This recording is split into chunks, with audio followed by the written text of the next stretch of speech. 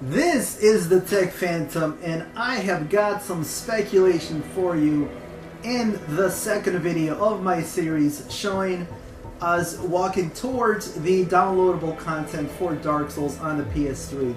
So let's take a look at a couple of items. First is the Darksign, which signifies an accursed undead, and those branded with it are reborn after death but will one day lose their mind and go hollow, and apparently death triggers the Darksign, and more about that later. And let's also take a look at the description for the Firekeeper soul. So according to this description, the bonfire and the Firekeeper are intertwined, and the Firekeeper is actually an embodiment of the bonfire. So Firekeepers can be undead or can be humans, but they are linked with the bonfire, and when the bonfire dies, or when the Firekeeper dies, its manifestation will die. So either the body of the Firekeeper or the bonfire itself will die. And let's talk to the Crestafallen Warrior, and he tells us a little bit more about humanity. He tells us that we can collect it from corpses, we can butter up clerics, so apparently the way of the White Covenant, which is dominated or kept by clerics, has something to do with collecting or amassing humanity. And the third way to get humanity is to kill other undead and to collect it from them. So apparently undead have humanity. Alright, so that was some interesting information, and I'll talk a little bit about what that means. And it was a little bit of a mind trip for me when I started thinking a little bit about the Darksign and how it's tied to the mechanics of the game. Alright, we're going to go on a little bit of a dangerous run into Blighttown, so if you want, you can wear the Ring of Sacrifice. But I'm not going to put it on. You can if you don't feel comfortable doing what I'm doing. And let me tell you about a couple of rules that we are going to follow in this game. One has to do with item management, and the other one has to do with equipment management. But before we do that, let's go talk to our first blacksmith, which is available immediately when you reach Lordran. And more importantly, you're free. And that is Crest of Vinheim.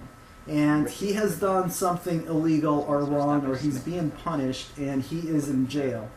And he has a pretty high opinion of himself. He thinks he is God's gift to blacksmithing, and he is willing to help us by offering his services since he has nothing to do. He is obviously in jail, and but he offers his services to us, and he sells some items.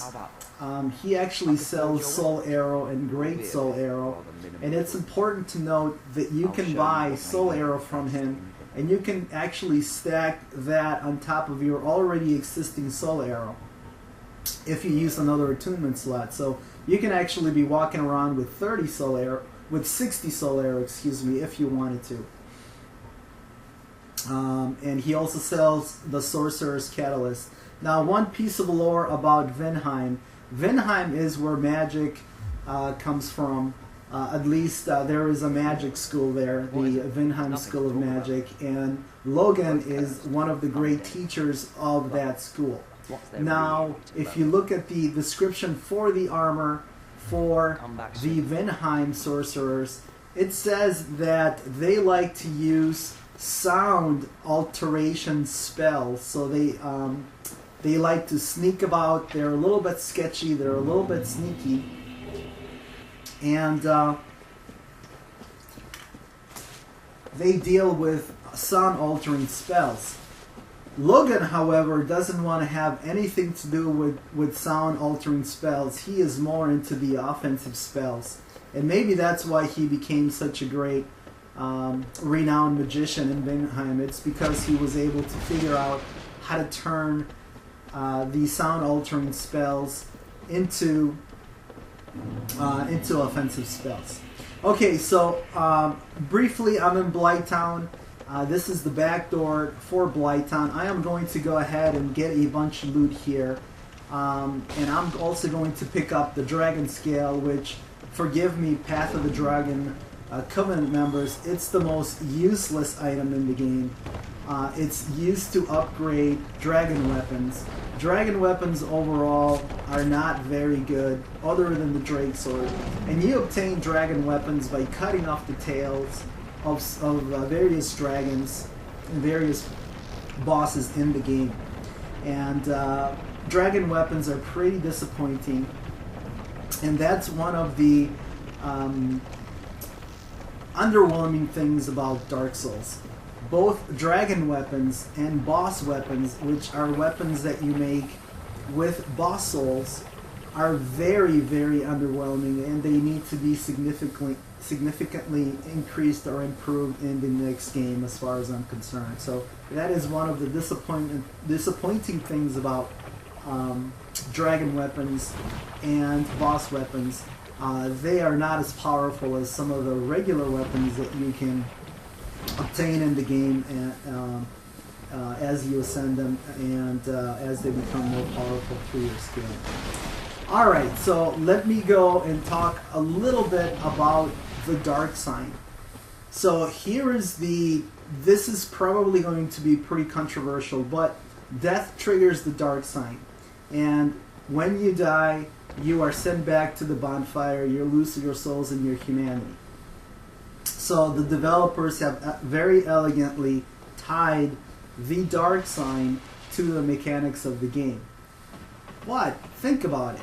When other undead, which also have the Darksign, because in order to be undead you have to have the Darksign, when other undead die, you don't magically reappear or are sent back to a bonfire. That only happens to other undead when you die, when your character dies.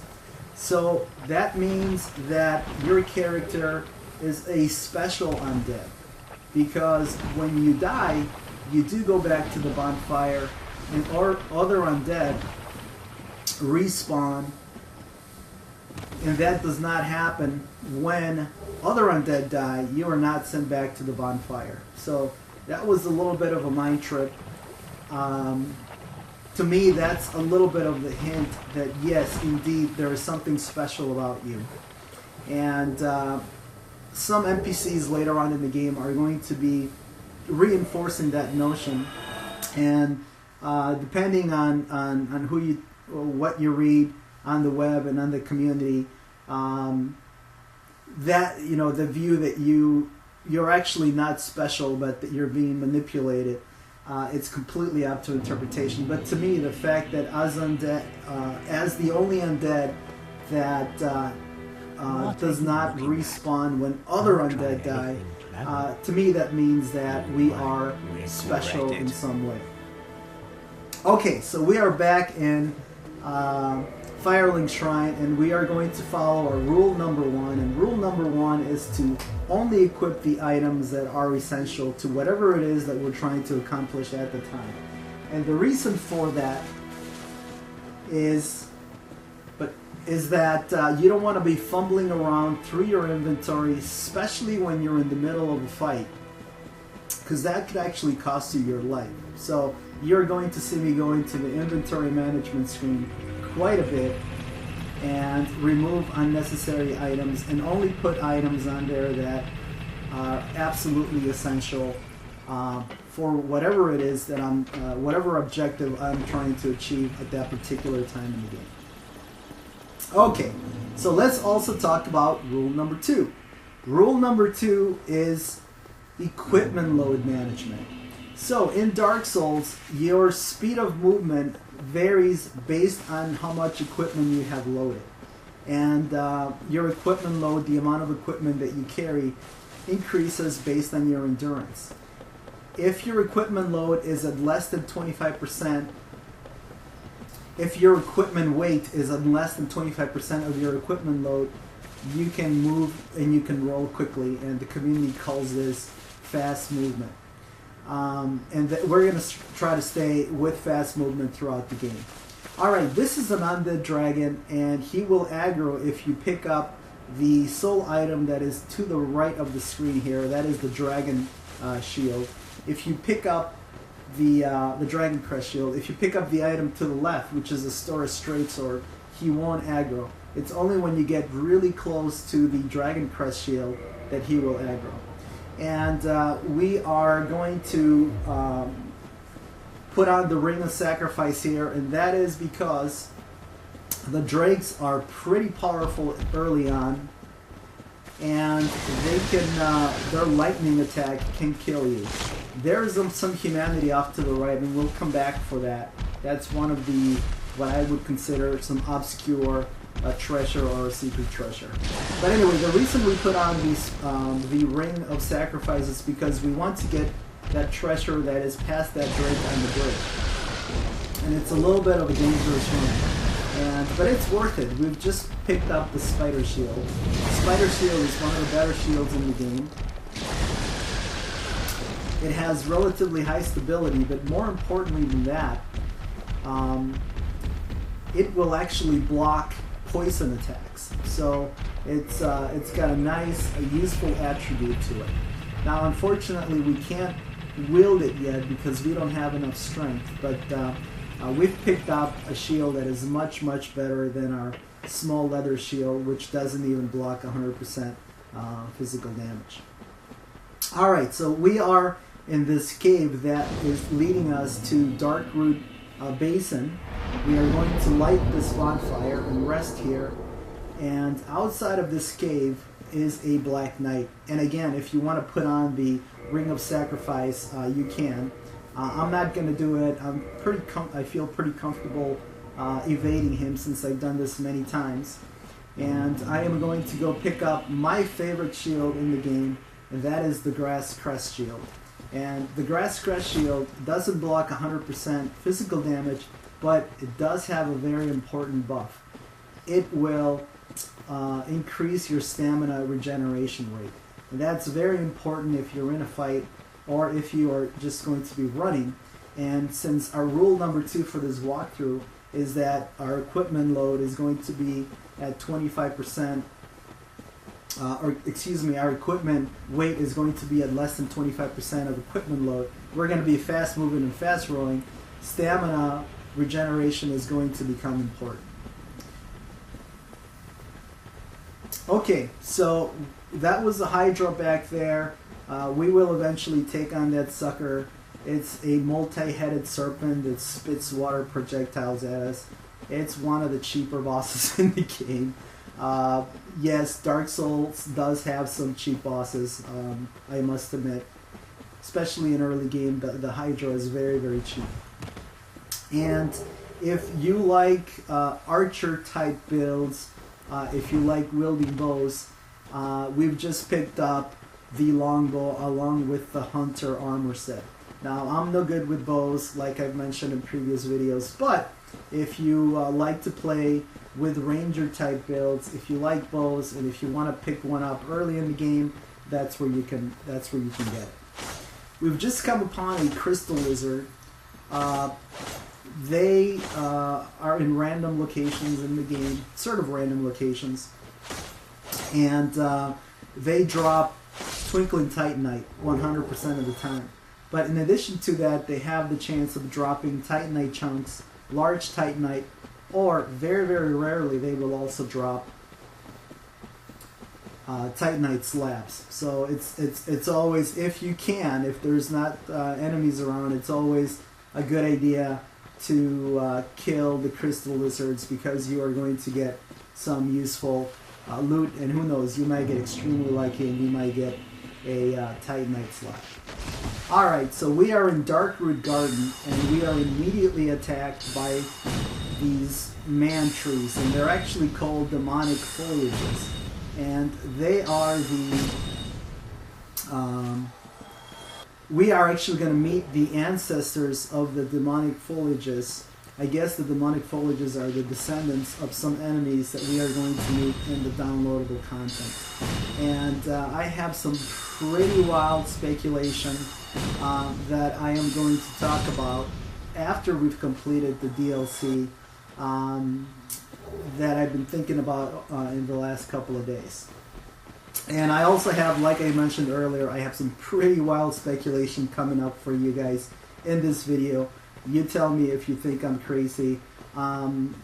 Again, those are just my thoughts right now. They could be way off, and I'm looking for your comments and our discussion on it. So, as you can tell, these guys, demonic foliages, have pretty long range, so you have to be careful. We don't have a lot of vitality. You can also, if you have a melee weapon and they get close to the edge, you can push them off. You have to be careful that you don't overswing and you throw yourself off the edge, but they can be pushed off the edge as well. But since we have soul arrow and plenty of soul arrows, we are just going to pick these guys off at range.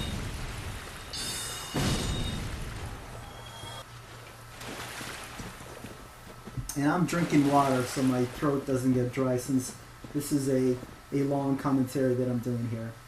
Alright, so we've picked up some treasure here. Outstanding. And we continue on our way. And there is what appears to be a door. And there's also a butterfly flying up there, and that's actually the boss of this level, but we're not going to worry about that butterfly for a while. And this is a fake wall. There's multiple fake walls in the game. And this door appears to be locked. Alright, so we want to go and we want to pick up a very important item, which is the wolf ring. And here's some treasure, and we see demonic foliage laying about. So we know that this is a trap. So what I'm going to do is I'm going to make myself an escape path, because the demonic foliage is going to come to life when I attempt to pick up that treasure. I'm also going to equip a firebomb, and that is because I want to take out this tree, which is in my way and is blocking the path towards the wolf ring, which we will pick up in a second. The wolf ring is a pretty important item. It will raise your poise, and poise in Dark Souls will allow you to essentially withstand an attack, and it will prevent you from being stunned. If you don't have enough poise and you are attacked, you could be stunned and your attack animation will stop. If you have poise and the wolf ring gives you a fair amount of poise, these are frog ray enemies, by the way. With the wolf ring, you will be able to essentially withstand an attack and finish your attack animation, and in some cases that could save your life. So we are picking our way out off here, or through these trees here. We're heading towards the wolf ring, but before that we are going to pick up some more treasure, and we gotta watch out for these frog rays. They drop green blossom, which will increase your stamina regeneration rate for a few seconds. I believe it's 30 seconds, so it's essentially the same temporary buff, same buff as the grass crest shield, but temporary. And up here is the path to the wolf ring, and there's a stone knight guarding the wolf ring. And again, we will meet the precursors to the stone knights in the DLC as well. So I've picked up the wolf ring, and now I want to put it on because I really don't have any poise, and it's a pretty useful item in early game. So I should really put it on right away, because it is a pretty useful item. All right, so I'm going to set the stage for the some wild speculation coming up, and that has to do with Andrea the Store. And we are coming up into an old church. This is an old abandoned church, and if you talk to Andre enough, he will tell you that this was an old church and it was abandoned. It was abandoned instead or for a new church. And we will go into the new church in a little bit. And there is Andre. But first things first, I am going to rest and light this bonfire.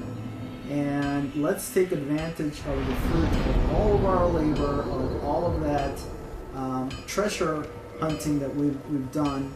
And let's go ahead and equip all of those soul items and burn them all up and really start working on our build. And as we do that, you can see the description of the wolf ring.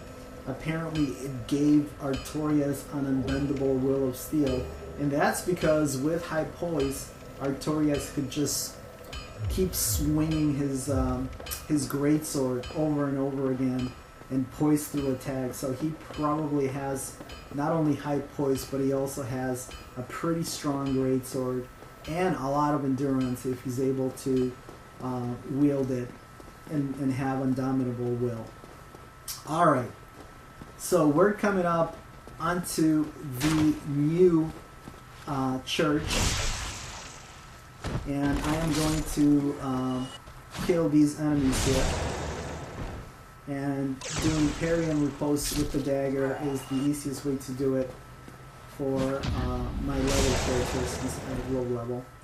Now I'm going to put on the Ring of Sacrifice here. I'm going to use the Ring of Sacrifice. I already have it on. And that's because I'm going to do a little bit... Alright, so that is the old church, and this is the new church here. And inside of the new church, this is the Church of the Way of the White. And I'll talk about why I believe that in a little bit. But I want to pick up a pretty important item, at least for how I like to do the game at the beginning, and that is this basement key. But now I have 4 enemies in tow, and I'm just going to roll like crazy, and I'm going to go back in the church, and I'm not going to go down the center. I need to take a right, and I want to be protected by these columns because there's a sorcerer up above that can kite you. You just saw him miss with his soul arrow. I'm going to pick up a firekeeper soul. So apparently there in that altar there was either a firekeeper that was being worshipped, either the tomb of a firekeeper, or somebody was made a gift, a worship gift of humanity or of a firekeeper soul to that deity. So, and we know that the Way of the White, their goal in life is to collect humanity and to kindle the fire. And again, I am jumping ahead because I'm talking about you really can't help yourself but jump ahead when you're talking about lore. So if you guys tell me if you want me to do separate lore videos, I actually think it's a little bit better to not do separate lore videos to talk about lore as I'm playing through the game, because it gives me something to talk about while we do our long runs. And let's talk to Petrus, who led us into the Way of the White Covenant. And he is going to try to bribe us here. If you show your faith. Before he tells us about an undead mission, he is going to want some souls. 300 souls? Are you mad, man? Alright, so we're not going to give him the souls right now. We will probably end up giving him the souls because we want to listen to his dialogue. You guys won't have to do this. I'm going to be spending 300 souls so that you guys don't have to pay him, and you'll be able to know what the dialogue is. So we are back in the bonfire, and let's talk to Buttface here. Morose, lass. And he has some terrible things to say about Anastasia. Keeping that bonfire lit. And she's stuck keeping that bonfire. She's mute. She is kind of making fun of her because she's mute. And she probably had her tongue cut back in her village. So this guy is really ticking me up because I like Anastasia. Although I am going to let her live or die based on your votes and your comments, guys. So he says this interesting thing here. How do these martyrs keep chugging along? So he's actually not talking about Anastasia. He is being sarcastic. He's actually directing that comment to us. So if the game is going to make us think that we're special, that we're a martyr, or we can martyr ourselves. And he's making fun of us. He's already telling us that he knows a little bit more than we do, and that we are going to be manipulated by forces that are greater than us. And here's a bit of speculation on the Crestafallen Warrior. I think he was approached by Oscar and Oscar asked him to help with his mission, Hello. which Miracles, was I to presume? Yes, I know. basically to help I'm afraid that may be difficult. link the For our fires. missions are And so- I think the Crestfallen Warrior Come refused, and that is because he knows the truth. So it also depresses him because he knows the truth, he knows what's going on, and he sees all of these martyrs and all of these heroes coming to this area. And anyway, that's my interpretation. I think that's why he's crestfallen. He's kind of depressed. You guys tell me if I'm off the deep end. But here we're going to be doing some serious speculation, and I could be completely off here. And this is where I want you guys to give me your comments and your thoughts. But we are going to go talk to Andre of Astora, and he is our buddy. He is going to help us with armor, with weapons. He actually sells some decent equipment for early game. And we're going to follow rule number 1. We are going to equip all those souls, and we're going to burn them all because we want to start working on our build. And we're also going to talk to Andre.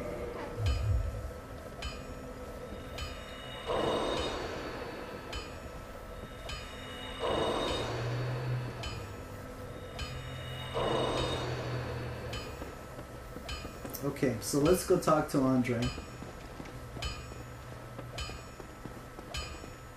And I want you to look at Andre's chest, and I'm going to get pretty close here.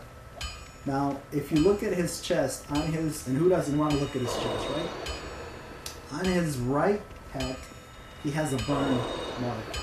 It looks like something that you would get from embers from blacksmithing. But on his left pec, he definitely has some kind of a pattern imprinted or embedded on his chest. Now, this could be Dark Souls' version of a frat where Andre was part of a frat and he imprinted something on his chest.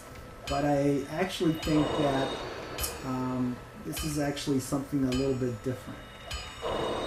And let's talk to Andre and let's see if we can find out what. Well, I'm Andre. If you require smithing, then speak to me. Okay, so he's gonna tell us that he can help us with smithing. Let's see what kind of items he sells after we get the gesture from him. And he sells the Crest of Artorias, and this will open the door that was sealed back in Darkroot Garden, and it leads to the grave or Sir Artorias the Abyss Walker. Now, if you look closely at the Crest of Artorias, and I'm going to go on a limb here, guys, and this is where the crazy speculation starts. I'm going to say that Andre has the Crest of Artorias embedded on his chest, Neither of on us his want left to see pec. you go Now, wrong. why would he have that? Well, I think it's a okay. family heirloom. You seem to be doing I all think right. that Need anything for Andre's father and grandfather and his predecessors maybe be the firstborn, all were the keepers of the Crest of Artorias, and they embedded a symbol of it on their chest to show that they were the true keeper of the crest. I think that so much time has passed that, and also Andre is a blacksmith and a merchant. So he's the capitalist, right? So so much time has passed that he has maybe forgotten the importance of the Crest of Artorias, and maybe it was his father that imprinted the Crest of Artorias on his chest and maybe didn't tell him the significance of it. But he is, willing to give up the Crest of Artorias pretty quickly to us. I mean, it cost us 20,000 souls, which is quite a bit of quid in an early game. But if you look at his dialogue, if you go through his entire dialogue, he has nothing to say about the Crest of Artorias. So this is 100% complete speculation on my part, and you guys tell me what you think of my theory. But I'm going to say that the Crest of Artorias is a family heirloom of Andre's family, and it was passed down from generation to generation, and the story of it has been forgotten. And the sign of the keeper of the Crest of Artorias is that imprint, Well, or that burn mark on his left. Need anything forged? So he's going to tell us a little bit more about forging equipment. And he also sells some items that are very useful that will allow us to upgrade or repair our weapons and our armor in bonfires, and we'll get those later on.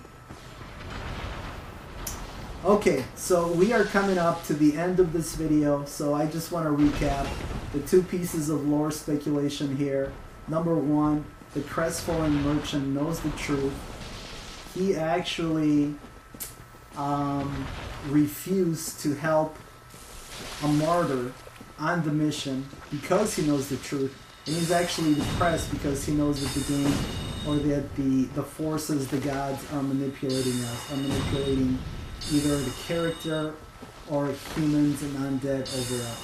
And the second piece of 100% speculation is that Andre of Astora has a tattoo or an imprint on his chest in the shape of the Crest of Artorias, and that is because the crest is a family heirloom of Andre. So you guys tell me what you think about that.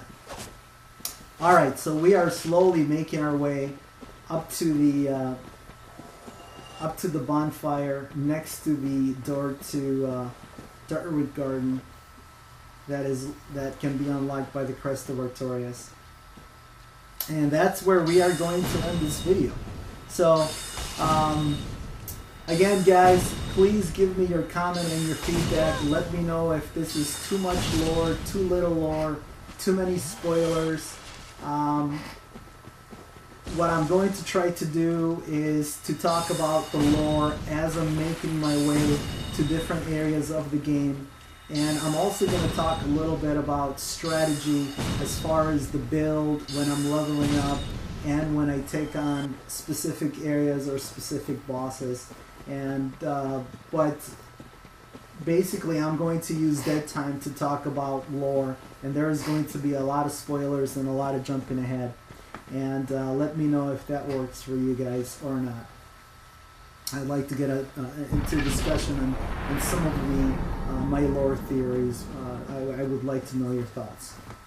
Alright, so we've just unlocked that door, and that is going to be it for this video.